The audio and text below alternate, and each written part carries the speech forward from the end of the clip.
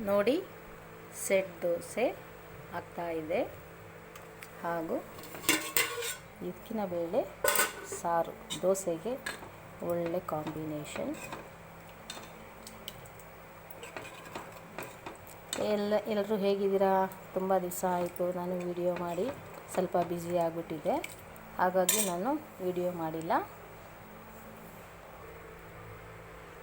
ದೋಸೆ ರೆಡಿಯಾಗಿದೆ.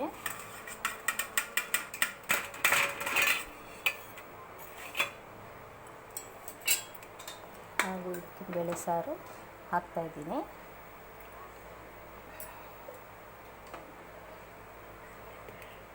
ಈಗ ಸೀಸನ್ ಮುಗಿದಿದೆ, ಆದ್ರೂ ನನಗೆ ಹಿತ್ತಿನ ಬೇಳೆ ಎಲ್ಲಾದರೂ ಕಾಣಿಸಿದ್ರೆ ನಂಗೆ ತುಂಬ ಇಷ್ಟ ಆಗುತ್ತೆ.